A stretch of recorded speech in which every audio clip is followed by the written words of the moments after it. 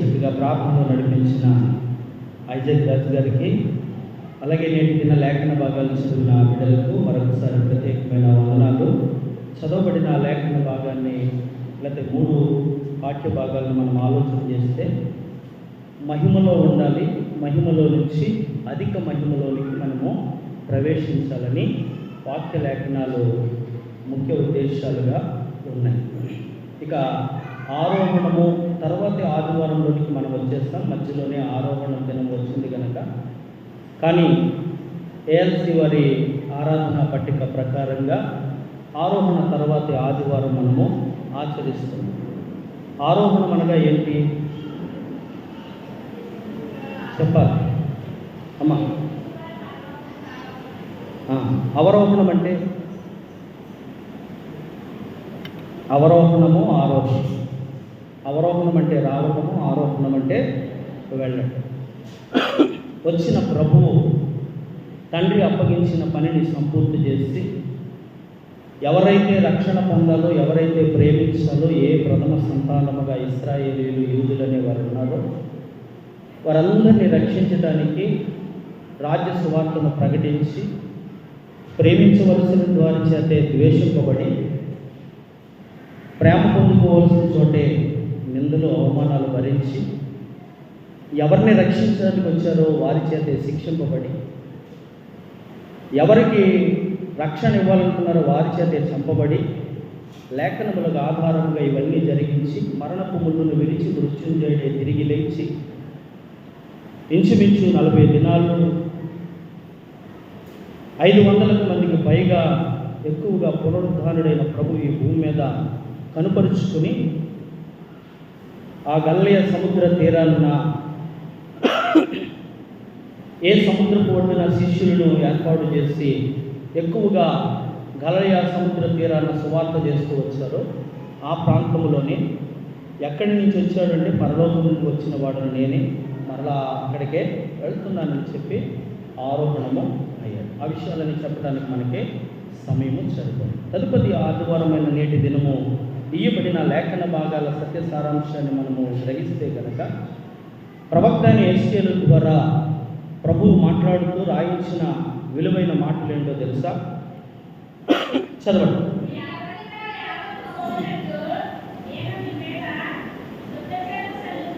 చాలు ఒకసారి. ఏం పోవాలంట చెప్పాలి.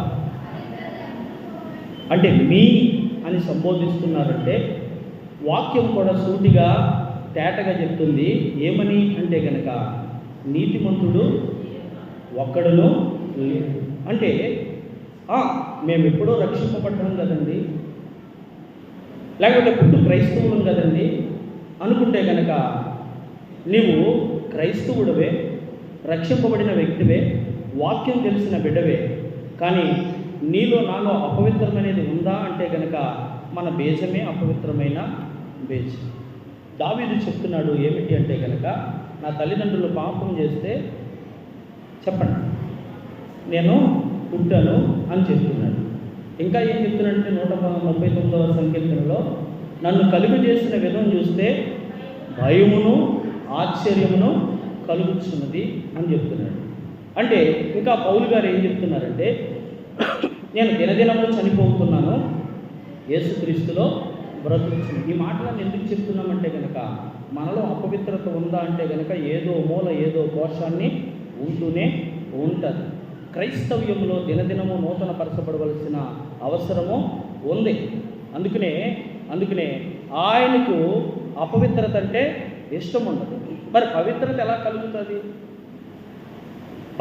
కలుగుతుంది?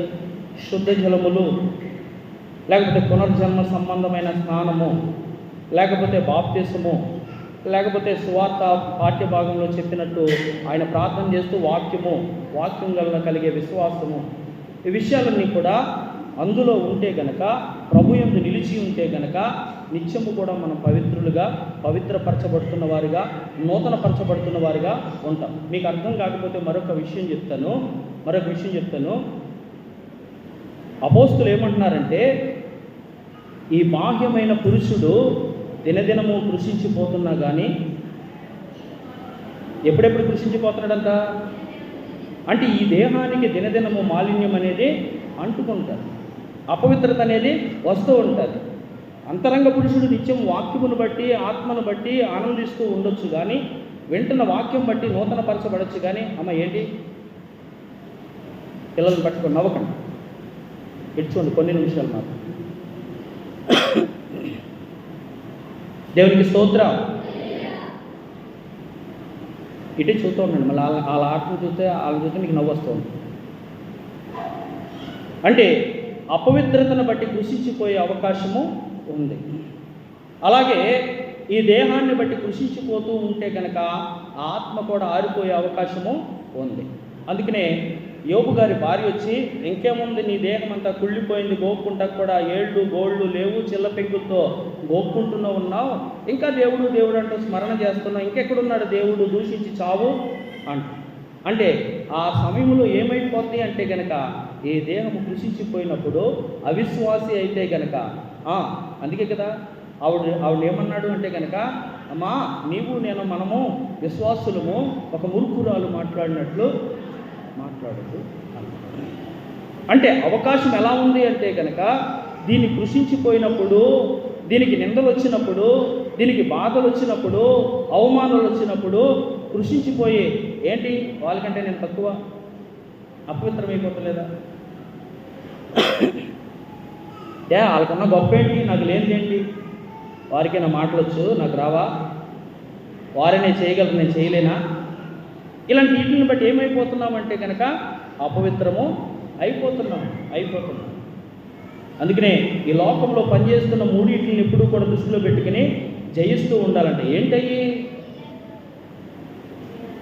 శరీరాశ, నేత్రాశ, జీవపుడము. ఇవి మనిషిని ఏం చేస్తాయి, అపవిత్రపరుస్తాయి. అందుకనే దేవుడు ఏమంటున్నాడంటే, మీ అపవిత్రత యావత్తు పోవునట్లు నేను మీ మీద శుద్ధ జలులు చల్లుదును. చదవండి. మీ విగ్రహముల వలన, ఏం విగ్రహాలు ఉన్నాయా, పెట్టుకున్నారా, లేకపోతే రాహేలు వల్ల ఏమన్నా మీ పుట్టింటికి కనిపించినప్పుడు గృహదేవతలను ఏమన్నా తెచ్చుకున్నారా? మరి విగ్రహాల వల్ల అపవిత్రత కలుగుతుంది కదా, మనకు లేవు కదా, ఉన్నాయా చెప్పాలి. మనకు లేవు కాబట్టి అది ప్లస్సే కదా మనకి.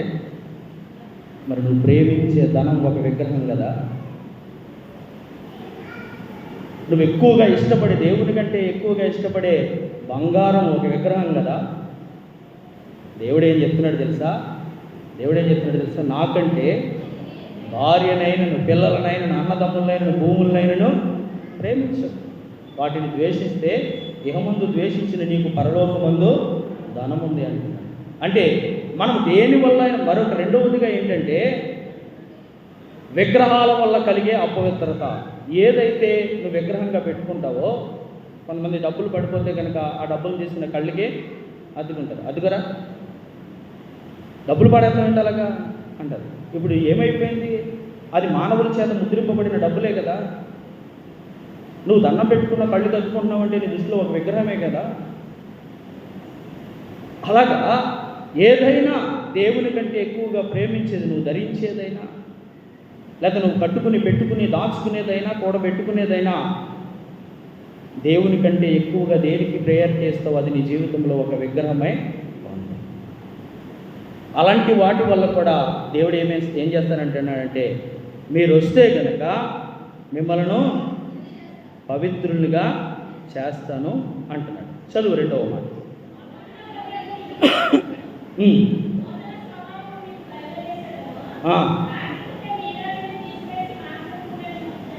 చూడండి, చాలా విషయాలు మనం చాలాసార్లు విన్నా కానీ నూతనత్వం నిత్యము కూడా ప్రభు ఏం చేస్తున్నాడంటే కోరుకుంటున్నాడు.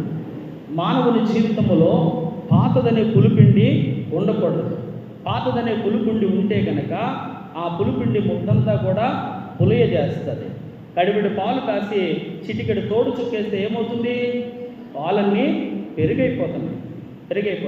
అలాగే చెట్టు చక్కగా పచ్చగా ఉండి అనేక ఫలాలతో ఉంటే వేరులో చేదుంటే ఫలాలు ఎలా ఉన్నాయి, బాగానే ఉంటాయి చూడటానికి, కానీ తింటున్నప్పుడు చేదుగా ఉంటాయి. అందుకనే మన జీవితంలో నూతనత్వాన్ని దేవుడు కోరుకుంటున్నాడు. నిత్యము కూడా నూతనపరచబడాలంట. నిత్యము కూడా మనము నూతనపరచబడాలి. ఆ నూతనత్వాన్ని కోరుకునే దేవుడు ఏమంటున్నాడంటే నేను ఇస్తానంటున్నాడు. ఏమిటి?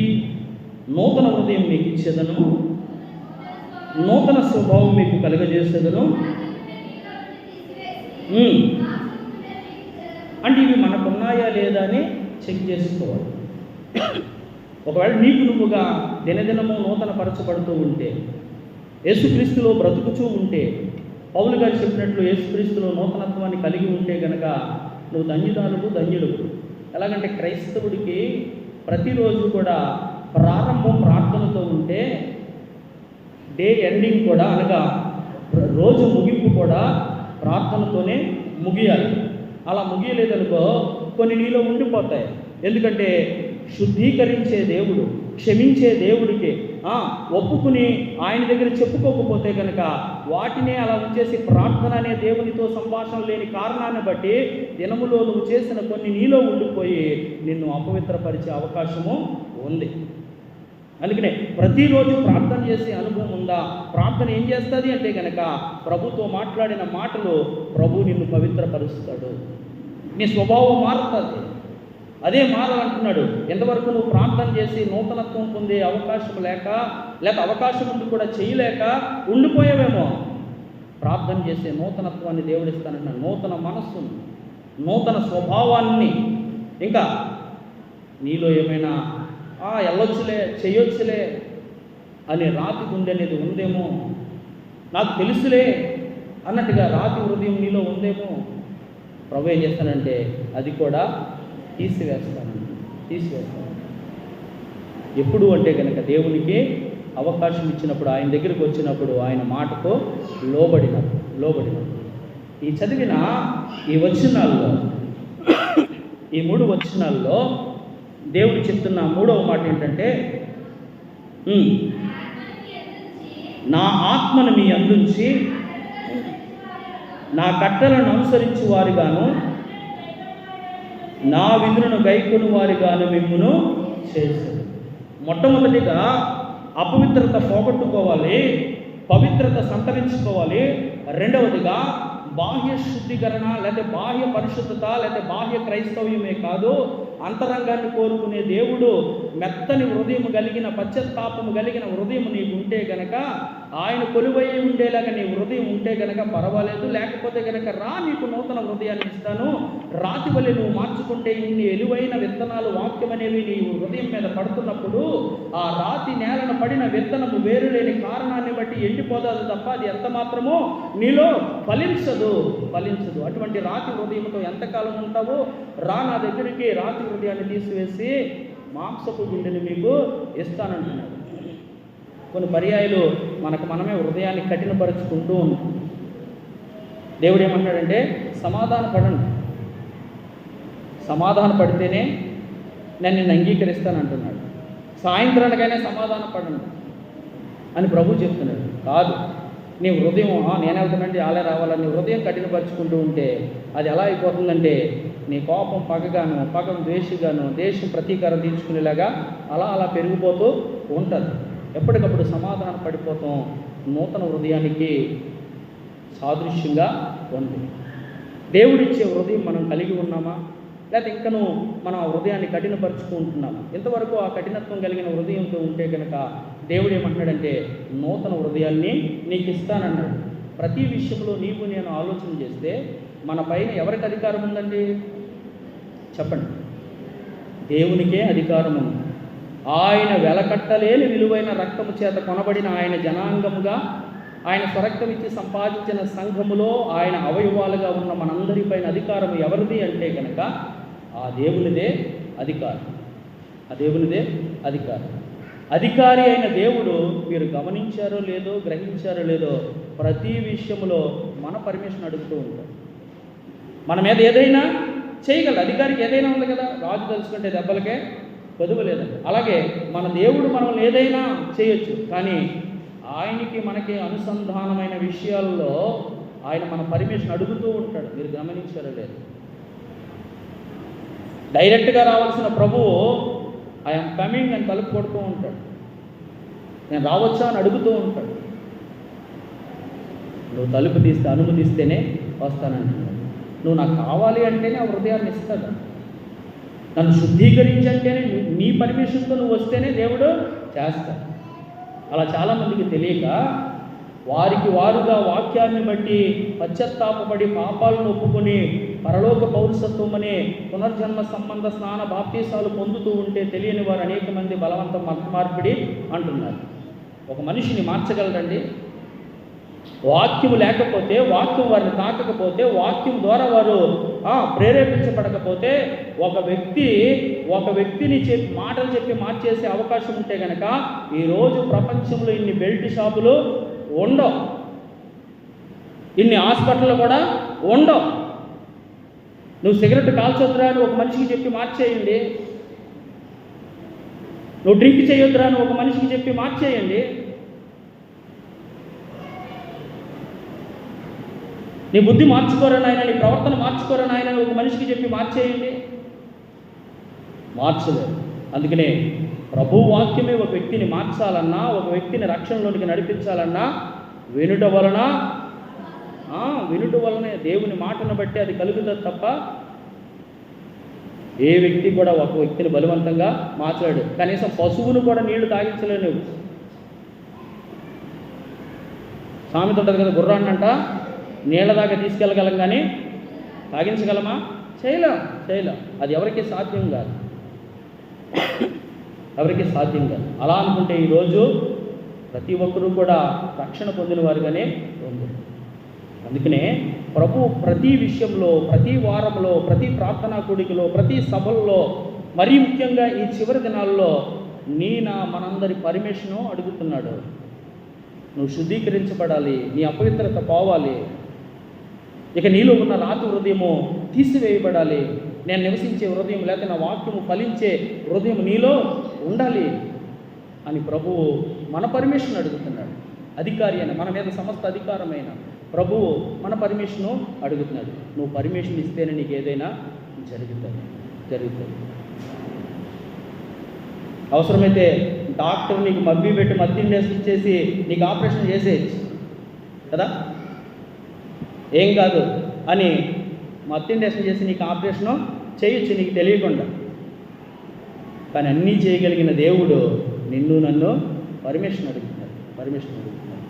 ఇది గ్రహిస్తే కనుక ప్రభు చెప్తున్నాడు, నూతన హృదయం మీకు ఇచ్చేదను, నూతన స్వభావం మీకు కలుగజేసేదను, రాతి గుండె మీలో నుండి తీసివేసి మాంసపు గుండె మీకు ఇచ్చేదను, నా ఆత్మ మీ అందుంచి నా కట్టలను అనుసరించి వారుగాను, నా విధులను గైకొని వారుగాను మిమ్మను చేసి. కొన్ని మాటలు చదువు. నిర్గమాకాండం అపవిత్రులైన ఇశ్రాయేలు గురించి ఒక సందర్భాన్ని గుర్తు చేస్తారు. నిర్గమాకాండం 32వ అధ్యాయం 7-8 వచనాలు. ఇట్లను నీవు దిగి వెళ్ళము, ఐగుప్తు దేశము నుండి 430 సంవత్సరాల కటిక బానిసత్వంలో వారు మొరపెడితే దిగి వచ్చి విడిపించిన జనులు యోర్దాను దాటిన తర్వాత ఎలా ఉన్నారో నీవు నా దగ్గర పర్వతం మీద నుండి ఆజ్ఞల కోసం, కట్టడల కోసం శ్రద్ధగా ఉంటే నీవు తీసుకొచ్చిన ఆ ప్రజలు ఏమైపోయారు అంటే గనక చెడిపోయారు. చదవము.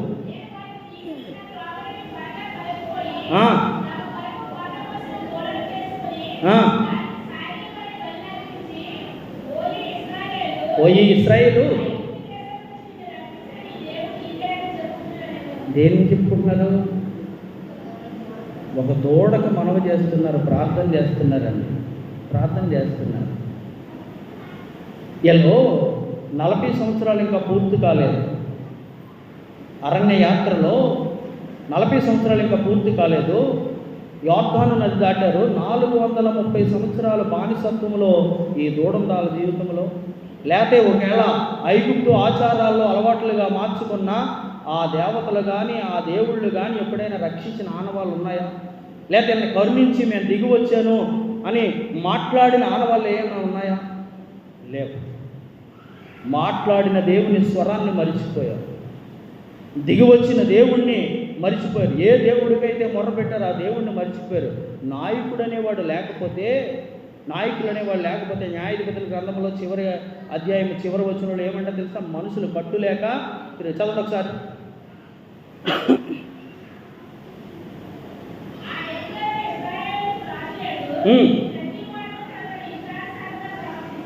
ఎలా ఉన్నారంట? ఇష్టానుసారంగా. మోషే ఏం చేశాడంటే అన్నైన అహరోన్ని పెట్టి, చూసుకో దేవుడి దగ్గరికి దేవుడిచ్చే ఆ 10 కమాండ్మెంట్స్ అనగా ఆజ్ఞలు తీసుకురావడానికి ఇశ్రాయేలు ప్రజల జీవితాల్లో విధి విధానాలు ఎలా ఉన్నాయో దేవుడు ఇస్తానన్నాడు. అవి పుచ్చుకుని రావడానికి నేను దేవుని పర్వతానికి వెళ్తున్నాను, జాగ్రత్త అని చెప్తే ఈ అహరోను ఏం చేసేది తెలుసండి? వారిని ఇష్టానుసారంగా వదిలేసాడంట. వచ్చిన తర్వాత మోషే మాట్లాడుతూ ఉంటే, ఏమైంది నీకు అని అడుగుతూ ఉంటే, నా యజమానుడు అయిన నీవు, నా ప్రభు అయిన నీవు నా మీద కోప్పడొద్దు, వారు నన్ను చంపుతారేమో అనుకుని వారు ముక్కులను మూతులను ఉన్న బంగారం తెమ్మని చెప్పి అగ్నిలో వేస్తే ఇదిగో ఈ రూపం వచ్చింది అని అహరోను చెప్తున్నాడు.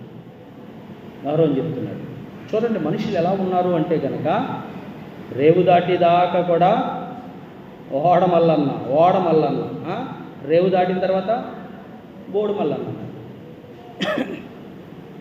అంతే కదా. చాలామంది అంటారు కదా, నువ్వు రేవు దాటిన తర్వాత తెప్పంటిచ్చి రకమరా నువ్వు అంటారు. అంటే ఇంక అవసరం తీరిపోయింది అనుకుంటారు. ఇంకేముంది, ఆ బానిసత్వం విడిపించేసింది. వారి గురించి రాయబడిన మాట ఏం తెలుసా? దేవుడు ఉచితంగా ఇస్తున్న ఆ మన్నా అనే ఆహారాన్ని తిని, కష్టపడకుండా, బావులు తవ్వకుండా, అరణ్యంలోనే రాతి నుండి ఇస్తున్న నీళ్లు తాగి, ఈ కష్టపడకుండా, ఏ కొరత లేకుండా, బట్టల గురించి చింత లేదు, ఆహారం గురించి చింత లేదు, ఆరోగ్యం గురించి చింత లేదు, ఈ ఎండ గురించి కూడా చింత లేదు. పగలు మేఘస్తంభముగా, రాత్రి అగ్నిస్తంభముగా దేవుడు తోడయ్యింది. పగల అగ్నిస్తంభంగా, రాత్రి మేఘస్తంభంగా దేవుడు వారికి తోడై ఉంటే వీళ్ళకి ఏం లేదంట, చింత లేదు. వారి గురించి రాయబడిన మాట ఏంటి తెలుసండి? తిని తాగి మనస్సు మదించిన వారుగా ఉన్నారండి. సొలొమోను ప్రార్థన చేస్తూ ఒక చక్కటి మాట అంటాడండి. ఏమంటాడంటే, నన్ను కడుబీదగా ఉంచొద్దు, ఎందుకంటే నా పేదరికాన్ని బట్టి నా దేవుడు అనేవాడు ఉన్నాడా అని దూషిస్తాను. నన్ను ఐశ్వర్యవంతుడిగా కూడా ఉంచొద్దు, తిని తాగిన తర్వాత ఇచ్చిన నిన్ను మర్చిపోతాను. నాకు సమతలమగు స్థితినే ఇయ్యి అంటాడు, సరిపడగా ఇయ్యి అంటాడు. అలా ప్రార్థన చేసిన ఆయన తెలుసుకున్నాడు. కాబట్టే నేను భూమి మీద తెలుసుకున్న గొప్ప సత్యాన్ని మీకు తెలియజేస్తున్నానని ప్రసంగిస్తూ ఏమంటాడు తెలుసా? భూమి మీద మానవుడు ప్రయాస గాలికి పడినట్టే ఉంది, అంతా వ్యర్థమని చెప్తూ, కానీ ఒకటి మాత్రం ముఖ్యం, అది మాత్రమే నేను తరచి చూచి తెలుసుకున్నాను, అనుభవపూర్వకంగా చెప్తున్నాను వినండి అని ఏమంటున్నాడంటే, మానవుడు అనేవాడు భూమి మీద అన్నవస్త్రాలు కలిగి దేవుణ్ణి కలిగి ఉండటం తప్ప వేరే భాగ్యము లేదు అంటున్నాడు. ఎక్కువైతే ఇలాగే ఉంటుంది. కష్టపడకుండా ఇచ్చిన అన్నీ అనుభవించి మనస్సు మదించి దేవుణ్ణి మరిచిపోయి మమ్మల్ని నడిపించుకొచ్చిన మోషే అనేవాడు ఏమైపోయాడో మాకు తెలియదు అని అందరూ వచ్చారంట. వచ్చిన తర్వాత వాళ్ళు చెప్పినట్టు చేయకపోతే, అంతే కదా, కొన్ని పర్యాయాలు ఎలా ఉంటాయంటే చెప్పినట్టు చేయకపోతే చెప్పినట్టు చేయాలి. అదే చెప్తున్నాడు అహరోను. వాళ్ళు నన్ను ఏమైనా చేస్తారని వాళ్ళు చెప్పినట్టే చేశాను మరి అంటున్నాడు. కొన్ని పర్యాలు చెప్పినట్టే చేయవలసి వస్తుంది. అందుకనే అహరోను అలా చేసిన కారణాన్ని బట్టి అక్కడ జరిగిన సందర్భం నుండి పంచదు 19వ వచనం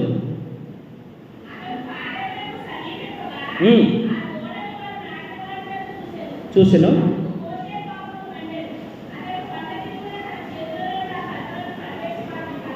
చూసారా, వీళ్ళు చేసిన నష్టాన్ని బట్టి ఏం కలిగిందో తెలుసా? ఆ పలకలు దేవుడు ఇచ్చాడని రాయబడి ఉంటుంది. దేవుడు చేసిన పలకలను రాయబడి ఉంటుంది. మీరు చదువుకుంటే వెళ్తే దేవుడు చేసిన పలకలు, దేవుడు పేరుతో రాసిన ఆజ్ఞలు కూడిన పలకలు ఏం చేశారంట? పగలగొట్టేశారు. వీళ్ళు చేసిన తప్పును బట్టి, ఈ కారణాన్ని బట్టి 40 రోజులు కాదు, మళ్ళీ ఇంకో 40 రోజులు ఉపవాసం ఉండవలసి వచ్చింది. దేవుడిచ్చిన పలకలను పగలగొట్టేసిన కారణాన్ని బట్టి. చదువుమండి. ఆ దూడను తీసుకుని అగ్నితో కాల్చి, ఏ అగ్నిలో వేస్తే దూడొచ్చిందో మళ్ళా అదే అగ్నికి ఆహుతి చేసి రూపం వచ్చిందో ఆ రూపం అనేది లేకుండా బూడిది చేసి, ఆ బూడిది శుద్ధ జలముగా ఆ నీళ్ళ మీద జల్లి ఆ నీటిలో నీళ్ళనే తాగించాడు. అప్పుడు అపవిత్రత పోయింది. ప్రభు చెప్తున్నాడు కదా, మీ అపవిత్రత యావత్తు పోవునట్లు నేను మీ మీద శుద్ధ జలముల జల్లుదును, మీ విగ్రహముల వలన మీకు కలిగిన అపవిత్రత అంతా తీసివేస్తుంది. ఇశ్రాయేలుకి ఏమొచ్చింది ఇప్పుడు అంటే కనుక అపవిత్రత వచ్చింది, చేసుకున్న దూడను బట్టి. ఆ అపవిత్రత ఎలా పోయింది అంటే కనుక యాజకుడు చేసిన విధానం బట్టి. దాన్ని కాల్చి బూడిద చేసి ఆ బూడిదను నీటిలో కలిపి వారితో తాగించిన తర్వాత అపవిత్రత పోయింది. నూతన హృదయం మీకు ఇచ్చేదను, నూతన స్వభావం మీకు ఇచ్చేదను అన్నాడు. కొరింథీ పత్రిక 5వ అధ్యాయం, కొరింథీయులకు రాసిన 2వ పత్రిక 5వ అధ్యాయం 17వ వచనం చదవండి. కాగా ఎవడైనను క్రీస్తునందుండి ఎడల నూతన సృష్టి. ఎప్పుడు గతిస్తాయి? క్రీస్తునందు ఉన్నప్పుడు, క్రీస్తులో ఉన్నప్పుడు, క్రీస్తును పోలి నడుచుకున్నప్పుడు, క్రీస్తు స్వారూప్యంలోనికి మార్చబడినప్పుడు. ఏంటి అంటే కనుక 33.5 జీవిత చరిత్రలో పాపలోకములో అధికారి లోకములో, పాప అధికారి అయిన అపవాది అధికారంలో ఉన్న లోకములో జీవించి కూడా అది కలుగజేసిన అపవిత్రత ఏది కూడా ఆయన అంటించుకోలేదు. ఈ విషయాలన్నీ శిష్యులు గమనిస్తూ ఉన్నారు. పరిశుద్ధ గ్రంథంలో ఎందరో ప్రవక్తలు దేవుడిచ్చిన దర్శనాన్ని బట్టి దేవుని విలువైన మాటలు రాస్తూ వచ్చారు. కానీ ప్రభు ఏం చెప్పాడు తెలుసండి? ఈ భూమి మీద ఉన్నప్పుడు నాలో పాపం ఉందని మీలో ఎవరైనా నిరూపించగలరా అని సవాలు విసిరితే నేటి వరకు దిక్కు దిమానము లేదు. కానీ పౌలు కూడా ఏం చెప్తున్నారు తెలుసండి? ఎవ్రీడే, ఎవ్రీథింగ్, ఎవ్రీ వన్ కూడా, అంటే ప్రతి విషయంలో ప్రతిరోజు కూడా నేను క్రీస్తును పోలే నడుచుకుంటున్నాను, మీరు నన్ను పోలే. అంత గట్స్ ఎవరికి లేవు. తర్వాత యేసు ప్రభు గారు చెప్పిన మాట తర్వాత ఇంతటి మాట చెప్పిన ఆ పరిశుద్ధ గ్రంథ భక్తుల్లో పౌలు గారు తప్ప మరొకరెవరు కూడా లేరు. అంటే ప్రతి విషయంలో కూడా క్రీస్తుని చూసుకున్నాడంట, క్రీస్తు స్వారూప్యంలోనికి మార్చబడుతున్నాడు. అందుకే నేను ఆయన పోలికలోనికి మార్చబడ్డాను. ఒకవేళ ఈ భూమి మీద మరొక ఆయన లేడు కదా అనుకుంటే కనుక మరొక ఆనవాలుగా ఆయన మాదిరిగా నేనున్నాను, నన్ను చూసి నడుచుకోండి అంటున్నాడు. ఎప్పుడు నువ్వు అలా మారుతావంటే కనుక క్రీస్తును అనుసరిస్తున్నప్పుడు. ఆయనే నీలో ఈ పాతివన్నీ కూడా తీసివేయగలిగిన వాడు. ఎప్పుడు అంటే కనుక నువ్వు ఒప్పుకొని అడిగి ఆయన దగ్గరికి వచ్చినప్పుడు. అలా కాకుండా నేను మామూలుగానే ఉంటానంటే కనుక పైకి భక్తిగా కనపడతావు అంతే, లేకపోతే క్రైస్తవ్యాన్ని అనుసరిస్తావు అంతే, ఆరాధనలకు అటెండ్ అవుతావు అంతే. చివరికి వెళ్ళేసరికి ఇలా కాటాలో చూసేసరికి మన జీవితాలంట తేలిపోతాయండి. ఆయన లెక్కలు చూసేసరికి మినీ టేకిల్ ఉపారిసిన్ అని రాసే లెక్క చూసేసరికి ఆ లెక్కల్లో మన బ్రతుకులు తేలిపోతాయంట. ఆయన సిద్ధపరిచే సమయానికి గొర్రెల్లో ఉండవలసిన వారు మేకల్లోనికి వచ్చేస్తారంట. దేవదూతల చేత వెళ్ళిపోవలసిన వారు విడవబడతారంట. వెళ్ళిపోయిన వారు ఇందులో సంతోషంగా ఉంటే విడవబడిన వారు అయ్యో అని ఆదుకుంటూ బాధపడతారంట. ఎందుకు అంటే కనుక ఆయన స్వరూపంలోనికి మార్చబడలేదు. ఆయన ఇస్తానన్నా కానీ నూతన హృదయాన్ని పొందుకోలేదు. ఆయన ఇస్తానన్నా కానీ నూతన స్వభావాన్ని నువ్వు మార్చుకోలేదు, నూతన స్వభావాన్ని నువ్వు పొందుకోలేదు. అందుకనే పౌలు గారు మరొకసారి ఆ మాట గుర్తు చేస్తుంది. చదువు మరొకసారి.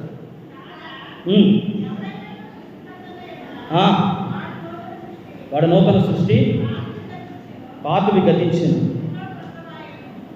ఇప్పుడు ఆయన యందు ఉన్నప్పుడు ఆ మాట చెప్పాలి కదా. ఆయన యందు ఉన్నప్పుడు పాతవి గతించాలంటే ఆయన యందు ఉండాలి. రాతి హృదయము తీసివేయబడదు. హృదయం మారకుండా మనిషి విధి విధానాల్లో మార్పు అనేది రాదండి. ధర్మశాస్త్ర పండితుడే. అసలు పౌలు గారి ఆ చరిత్రను చెప్పుకుంటే టైం ఎక్కువైపోద్ది. కానీ గమలీయేలు పాదాల దగ్గర ధర్మశాస్త్రం అంతా నేర్చుకున్నవాడే. ఆయన ఎంచుకున్న మార్గంలో ధర్మశాస్త్రం ఒక ఆజ్ఞ ఏమిస్తుంది తెలుసా? కంటికి కన్ను, పంటికి పన్ను. ఇంకో ఆజ్ఞ ఏం పట్టుకున్నాడు తెలుసా? నీ దేవుడిని తప్ప వేరెవరిని కూడా దేవుడని అంటకలేదు. రక్షించేవాడు యెహోవా తప్ప మరెక్కడ ఏ దేవుడు కూడా లేడు. ఆయన తీసుకున్న ఆజ్ఞలు పైన ఆకాశం అందే కానీ, కింద భూమి అందే కానీ, భూమి కింద నీళ్ళ అందే కానీ ఏ రూపము చేసుకోకూడదు, ఏ రూపము కూడా లేదు.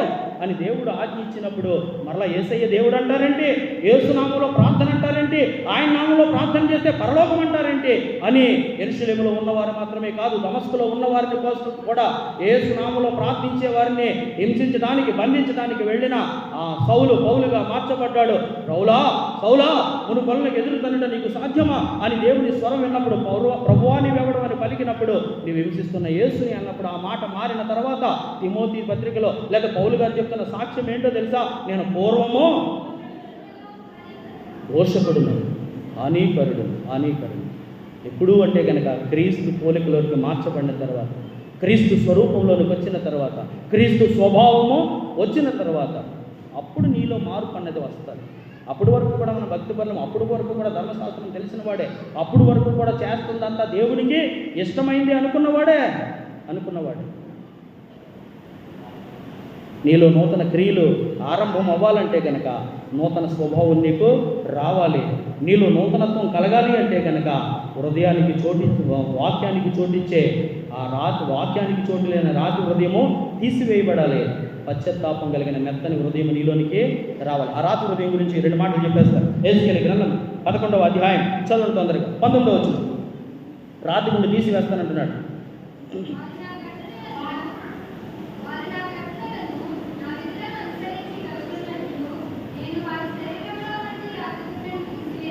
నా కట్టడలను, నా మాటలను, నా ఆజ్ఞలు గైకుంటే గనక ఈ శరీరంలో ఉన్న నీ మెత్తని గుండె అంతకుముందు పశ్చాత్తాపం ఉండే, కానీ నువ్వేం చేసావు తెలుసా? రాతిగా మార్చుకున్నాం. దేవుని సన్నిధిలో మార్పు చెందటానికి, దేవుని సన్నిధిలో బాప్తిసం తీసుకోవటానికి, దేవుని సన్నిధిలో ప్రార్థించడానికి ఇప్పుడు కాదులే, ఈ రోజు కాదులే, ఈ సంవత్సరం కాదులే అని వాయిదాలు వేస్తున్న క్రమంలో ఈ హృదయము పశ్చాత్తాపం కలిగిన మెత్త హృదయం ఏమైపోయిందో తెలుసా? ఇప్పుడు రాతిగా మారిపోయింది. ఆ ప్రభు ఏమంటాడంటే, ఇప్పుడైనా నా కట్టడలను, ఇప్పుడైనా నా వాక్యాన్ని, ఇప్పుడైనా నా విధులను గైకుంటే కనుక నీలోంచి ఆ రాతి హృదయాన్ని తీసివేస్తానంట. 37వ అధ్యాయం యెహెజ్కేలు గ్రంథం 37వ అధ్యాయం 14వ వచనం చదవండి. తొందరగా చదవండి. నేను యెహోవానైనానని మీరు తెలుసుకుందరు. ఏంటిది? బ్రతికే ఆత్మ. అదే చెప్తున్నాడు కదా ప్రభు. దేహమును చంపేవాడికి మీరు భయపడవలసిన అవసరమో లేదు. దేహమును ఆత్మను కూడా చంపేవాడికి మాత్రమే భయపడాలి. ఆయనే జీవింపజేసేవాడు. ఆయనే కడబుర ధ్వని ఉన్నప్పుడు చనిపోయినా కానీ సమాధిలోంచి నిన్ను విమోచించేవాడు. అందుకనే ఆ దేవుడు ఏమన్నాడంటే, ఇదిగో పాత స్వభావాలతో ఆ రాతి గుండెతో నువ్వు అలా ఉండి నరకానికి వెళ్ళిపోయి మరణించితే కనుక నీకు ప్రయోజనం లేదు, కానీ ఇప్పుడైనా అవకాశం ఇస్తే బ్రతుకున్నట్లు నేను చేస్తాను. నా ఆత్మను నీలోనికే పంపిస్తాను. ఆ ఆత్మ అబ్బా తండ్రి అని నిన్ను మూలిగేలాగా, దేవునితో మొరపెట్టేలాగా, ప్రార్థించినప్పుడు పశ్చాత్తాపడేలాగా, నీ ప్రవర్తన బట్టి అనేక మందిని ఆకర్షించేదిలాగా ఉంటుంది. అటువంటి ఆత్మను నీలోనికే పంపిస్తానన్నాడు. చూడు 27వ వచనం కూడా చదువు. 37వ అధ్యాయం యెహెజ్కేలు గ్రంథం 27వ వచనం.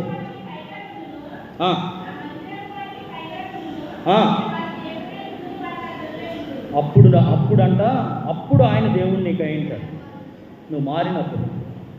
మారకుండా పేరు పెట్టుకుంటాం అంతే.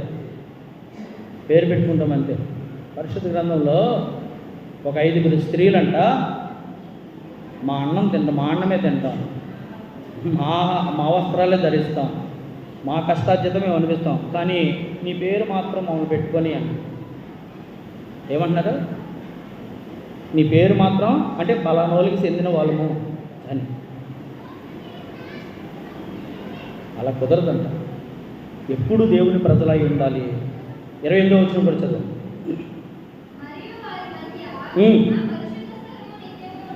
వారి మధ్య నా పరిశుద్ధ స్థలము.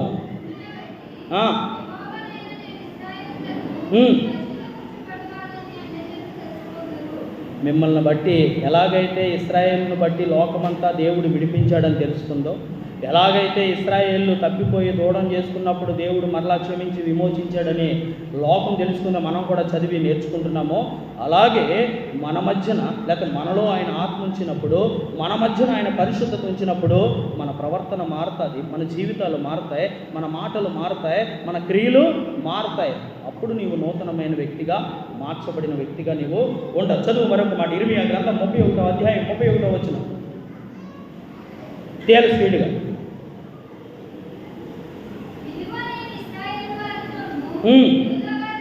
యోధా వారితోనూ క్రొత్త నిబంధన చేయు దినములు వచ్చుచున్నవి. ఇప్పుడే ఆయన ప్రజలైన నీవు నేను కూడా అంగీకరిస్తే కనుక మనతోనే ఆ నిబంధన చేస్తానంటున్నాడు దేవుడు. ఇక్కడ లేని ఇశ్రాయేలు గురించి కాదు ఈ వాక్యం మనకి వినిపించేది. వారిని సాదృశ్యంగా పెట్టి మారవలసిన, నూతనత్వాన్ని పొందుకోవలసిన, ఆయన పిల్లలుగా ఆయన సిద్ధపరిచిన స్థలంలో ఉండవలసిన ఆయన జనాంగమైన మన గురించి ఈ మాటలు మాట్లాడుతున్నాడు. ఆ నూతన నిబంధన మనతోటే ప్రారంభిస్తాడు. ఆ కొత్త నిబంధన అనగా మన నూతనమైన, అంటే ఇప్పటి వరకు ఒక చరిత్ర ఉంటే పూర్వపు అని పౌలు ఎలా చెప్పాడో, ఇక్కడి నుంచి నీ చరిత్ర మారిపోతుంది. అదే కదా పౌలు చెప్పింది, పూర్వము నేను అంటే పూర్వం వేరు, ఇప్పుడు వేరు. పూర్వం వేరు, ప్రజెంట్ వేరు. అలాగే ఎప్పుడైతే నీలో ఉండే రాతి హృదయం తీసివేయబడిన తర్వాత దేవుడిచ్చే హృదయం, దేవుడిచ్చే పశ్చాత్తాపం కలిగిన మనస్సు నీలోనికి వస్తుందో నువ్వు నూతన సృష్టిగా మార్చబడతావు. అప్పుడే నీవు నిబంధన సంబంధమైన ఆయన కుమార్తెగా, కుమారుడిగా ఉండగలుగుతావు. చదువు మరొక మాట, యెహెజ్కేలు గ్రంథంలోనే 11వ అధ్యాయం 20వ వచనం. అప్పుడు వారు నాకు జనులయ్యుండు. అప్పుడు వరకు మనం మాత్రమే అనుకుంటాం, మనం మాత్రమే చెప్పుకుంటాం, మేము పలానా క్రైస్తవులమండి, లేకపోతే పలానా క్రీస్తు పిల్లలమండి అని చెప్పుకుంటాం. కానీ ఇలా మారకుండా చెప్పుకుంటే అలా నువ్వు నేను చెప్పుకుంటూ వెళ్ళిపోతున్న వ్యక్తులుగానే ఉంటాం. కానీ ఎప్పుడైతే మన హృదయం మార్చబడిందో, ఎప్పుడైతే మన అంతరంగము శుద్ధీకరింపబడిందో, ఎప్పుడైతే మనము శుద్ధి చేయబడ్డామో, ఎప్పుడైతే మన క్రియలు, మాటలు, చూపులు, ఆలోచన, తలంపు, ఊహ, ఉద్దేశ, కోరికలన్నీ కూడా వాక్యానుసారంగా మార్చబడి నీవు అనేక మందిని గుర్తిస్తూ ఉంటే, పూర్వం అలా ఉండేవాడు ఇప్పుడు ఇలా ఉన్నాడనే సాక్ష్యం నీ గురించి చెప్పబడుతూ ఉంటే, అప్పుడు అంటాడంట, ఈవిడ నా ప్రియ కుమార్తె, ఈయన నా ప్రియ కుమారుడు, ఈయన నా ప్రియ కుమారుడు. అప్పుడు అంటాడు. చదువు యెహెజ్కేలు గ్రంథంలోనే 37వ అధ్యాయం 23వ వచనం.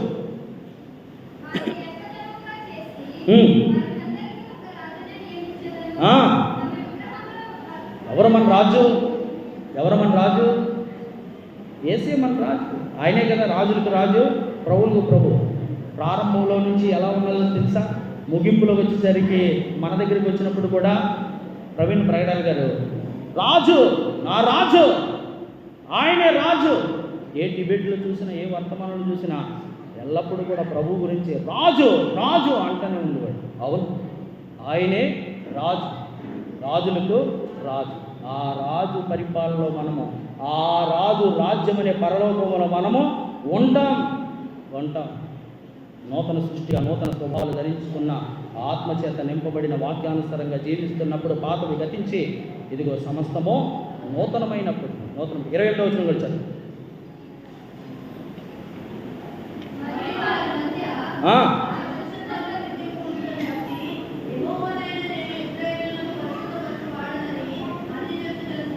ఆయనే పరిశుద్ధపరచువాడని, ఆయనే నమ్ముకున్న వాళ్ళనే, ఇంతకు ముందు ఇంత తాగుబోతాడు రీడా, దేవుడు ఈయన మార్చాడురా, ఇంతకు ముందు ఇంత తిరిగిపోతాడు రీడా, దేవుడు మార్చాడురా అని ఆయన గురించి చెప్పబడుతుంది. ఆ పరిశుద్ధ దేవుడు ఇచ్చిన మార్పును బట్టి అప్పుడు చెప్పబడుతుంది. అప్పుడు నీ గురించి నూతనంగా చాప్టర్ మొదలవుతుంది. ఎప్పుడు దేవుడు అవకాశం, అందుకనే ముందు చెప్పుకున్నాం కదా, ఆయన మన పర్మిషన్ అడిగేవాడుగా ఉన్నాడు. ప్రతి విషయంలో అన్నీ చేయగలిగిన దేవుడు నేను ఆ పర్మిషను అడుగుతున్నాడు. మనము ఆ పర్మిషన్కి ఒప్పుకుంటేనే ఆయన మనం మారుతాడు. సమయం అయిపోతుంది. 34వ అధ్యాయం 30 వచనం కూడా చదవండి ఒకసారి.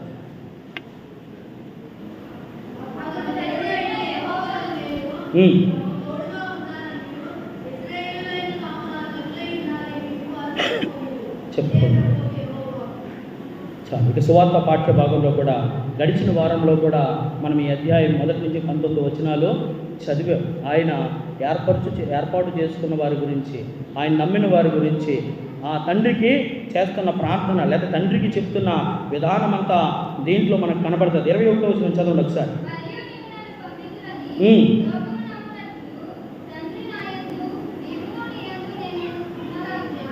నేను చదువుతాను. తండ్రి నా యందు నీవును నీ యందు నేనును ఉన్నలాగున వారు మన యందు ఏకమై ఉండవలనని వారి కొరకు మాత్రమే నేను ప్రార్థించుటలేదు. చదువు తగ్గుతున్నాడు. వారి వాక్యం వలన. అర్థమైందండి. ఇప్పుడు ఫైనల్ జడ్జిమెంటు, ఫైనల్ అథారిటీ దేనిది అంటే కనుక వాక్యం. ఆ వాక్యమే దేవుడిగా ఉన్నాడు. ఆ వాక్యం ప్రకటిస్తే దేవుని గురించి ప్రకటించబడింది. మన అన్ని విషయాల్లో ఈ కొంచెం బాధాకరంగా అనిపించవచ్చు, కానీ వాక్యానికి చోటుండే అవకాశాలు ఉండట్లేదండి. వాక్యం ఎక్కువ వెళ్ళే స్థలాల్లో ఉండట్లేదు. కావలసినవన్నీ ఉంటున్నాయి అక్కడ. పొదువైంది ఏంటి అంటే కనుక ప్రార్థన. అంటే ప్రార్థనా కూడికంటే దేవునికి సంబంధించిందే కదా. మిగిలిన మనం ఎన్ని చేసుకున్నా ఆ సన్నిధిలో ఆయన గురించి చెప్పవలసిన వాక్యమే లేకపోతే ఇంకెలా? ఫైనల్ అథారిటీ ఏదన్నా ఉందంటే కనుక వాక్యమే. అందుకనే ఏమంటున్నాడంటే దేవుడు, వాక్యం విననొల్లని ప్రజలారా, వాక్యముకు చెవి యొక్కని వారులారా అని దేవుడు సూటిగా మాట్లాడుతున్నాడు. ఆ వాక్యాన్ని నేను ఇచ్చి ఉన్నాను, నా యందు విశ్వాసం ఉంచి వారందరూ. రెండోదిగా ఏం చెప్తున్నాడంటే, ఆ వాక్యం వింటే ఏమొస్తుందంట? విశ్వాసం. వినుట వలన విశ్వాసం కలుగుతుంది. ఎవరి వాక్యం అది? ఆ వాక్యమే శరీరధారిగా వచ్చిన యేసు గురించి చెప్పబడిన మాట. ఆయన యందు ఏం కలుగుతుందంటే విశ్వాసం కలుగుతుందని సువార్త పాఠ్యభాగంలో చెప్తాను. 24వ వచనం చదివండి, ముందుకెళ్ళిపోదాం.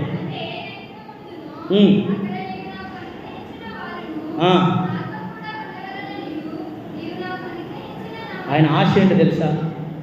ఆయనకు అనుగ్రహించిన ఆయన, లేదా ఆయన నామాన్ని అంగీకరించి ఆయన రక్తంలో కడగబడి ఆయనకి సిలువుగా సాక్షులుగా ఉండి, లేదా ఈ లోకంలో ఆయన పిల్లలుగా ఉన్న మనము కూడా ఈ లోకంలోనే ఆయన ధరించిన వారుగా, ఈ లోకంలోనే ఆయన కలిగి ఉన్నవారుగా కాదు. మరి ఎక్కడ ఉండాలి అంటే కనుక ఆయనకి ఇచ్చిన ఆ పరలోకంలో కూడా ఉండాలని. అందుకనే ప్రభు చెప్తున్నాడు, నేనుండి స్థలంలో మీరు కూడా ఉండులాగా నేను మరలా వస్తానంటున్నాడు.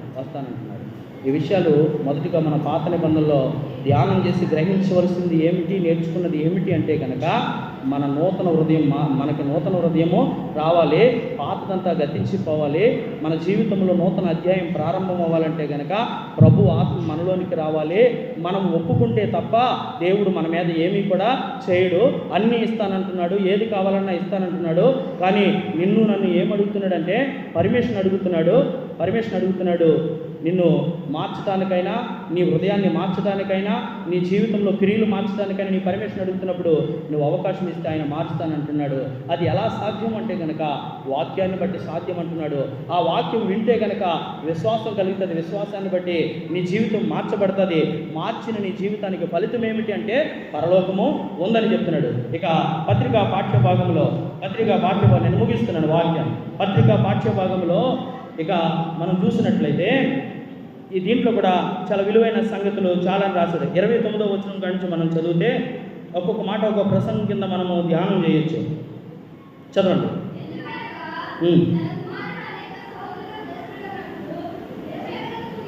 దేవుడు ముందుగా ఎవరిని ఎరిగేనో ఒకటి.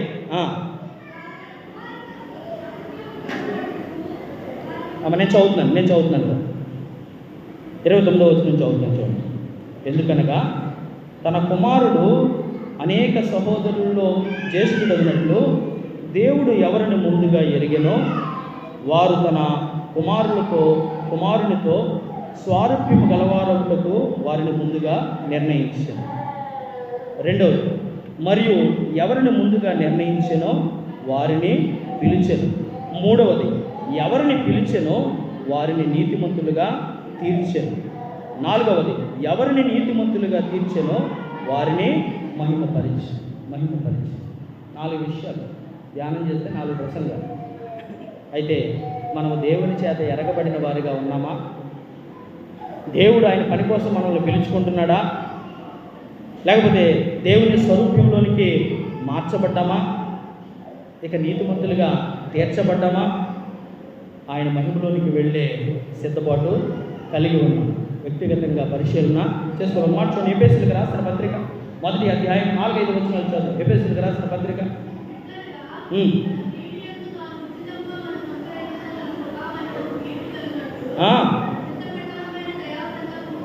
చిత్త ప్రకారమైన దయా సంకల్పము చొప్పున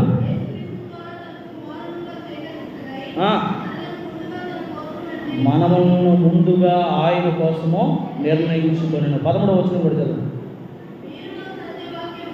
సత్యవాక్యమును అనగా రక్షణ సువార్తను విని క్రీస్తునందు విశ్వాసముంచి, ఇంకా మీరు దాంట్లో చదువుకుంటే చాలా సంగతులు ఉన్నాయి. 8వ అధ్యాయం మొత్తంలో కూడా ఆత్మ అనే మాట చాలాసార్లు వస్తుంది, కానీ బ్లోల్డ్ అనగా ఇంకుతో పెద్ద అక్షరాలుగా 12 సార్లు ఆత్మ అనే మాట రాయబడుతుంది. 12 సార్లు ఆత్మ అనే ఆ పదము పెద్దగా రాయబడుతుంది. ఎందుకంటే ఆత్మదేవుడు ఎక్కడ ఉన్నా, ఆత్మదేవుడు ఎక్కడ రాయించిన, ఆత్మదేవుడు ఎప్పుడు మాట్లాడినా దాని గురించి ఫోకస్ చేస్తూ ఉంటాడు. అదే ఆత్మదేవుడు మన మధ్య నుండి మనతో మాట్లాడుతూ, నిన్ను ఎరిగి ఉన్నాను, నువ్వు నశించిపోవటం నాకు ఇష్టం లేదు, నా సంకల్పంలో నీవు ఉన్నావు, అందుకే నా స్వరూప్యంలోనికి నీవు మార్చబడితే కనుక నీకు సిద్ధపరిచిన స్థలమనే పరలోకంలో నాతో పాటు నీవు కూడా ఉంటావు, యుగయుగాలు జీవిస్తూ ఉంటావు అని ప్రభువు చెప్తున్నాడు. అలా ఉండటానికి వాక్యము చేత హెచ్చరింపబడిన వారిగా, మార్చబడిన వారిగా జీవించటానికి మనం నేటి నుంచి కూడా ఆలోచన చేస్తే ఆత్మ తానే మనకే సహాయం చేస్తాడు. మనం అడగాలంట, మనం దేవుణ్ణి అడగాలంట. అప్పుడు ప్రభు ఖచ్చితంగా వేస్తాడు. లేకపోతే అడగకుండా ఉండి ఇప్పటికే ఎన్నో పర్యాలని తలుపు తట్టి వెళ్ళిపోయాడు. సొలొమెతి లేక నువ్వు కూడా చెప్తున్నావు, నేను కాళ్ళు కడిగేసుకున్నాను, మంచం మీద ఉన్నాను, ఇంకా నేను తలుపు తీయలేను, దిగలేను అంటుందండి. సొలొమెతి సంఘం. సొలొమెతి దేనికి సాదృశ్యంగా ఉందంటే సంఘానికి సాదృశ్యంగా. పరమగీతాల్లో ఉంటాయి ఆ మాటలు. నేను కాళ్ళు కిందెట్లేనంటుందంట, మంచం మీదకి ఎక్కేసానంటుందండి. అక్కడికే నేనని గుర్తుపడతాక తలుపు సందుల్లో వేళ్ళు పెడుతున్నాడంట ప్రియుడు. అప్పుడు కూడా గుర్తుపడతలేదా? అలా ఉన్నావేమో, సంఘం అలా ఉందేమో. ఆయన రాకడ బహు సమీపంగా ఉంది. ఇప్పుడు కూడా ఈ మాటలు బట్టి గుర్తించకపోతే, గుర్తు లేకపోతే, గ్రహించకపోతే, గమనించకపోతే, ఇప్పుడైనా నువ్వు ఆయన అడగకపోతే కనుక మన జీవితం తర్వాత ఏమవుతుందో మనకే తెలియదు. నూతన పరచుము దేవా నీ కార్యములు, నూతన పరచుము దేవా నీ కార్యములు ఎడలా, సంవత్సరాలలో చెప్పుచున్నదు నూతన పరచుము సమస్తము, సంవత్సరాలలో చెప్పుచున్నదా నూతన పరచుము సమస్తము, ఆపరిగణించుకోను సమస్తము నూతనము, నీలో సంతసించును నీలో ఆపరిగణించుకోను సమస్తము నూతనము, నీలో ఎదురు చూచుచు నూతన పరచుము దేవా నీ కార్యములు అలా జీవించడానికి నూతనత్వంతో ప్రభు రానయ్యున్న ఆ రాజుని ఎదుర్కోవడానికి పరిశుద్ధాత్మ దేవుని సహాయ సన్నిధి మనందరికీ అనుగ్రహింపబడును గాక. సమస్త జ్ఞానం ఇచ్చిన దేవుడి సమాధానం యేసుక్రీస్తు వలన మీ తలంపులకు, మీ ఆలోచనలకు కావలిగా తోడుగా ఉండి నడిపించును గాక.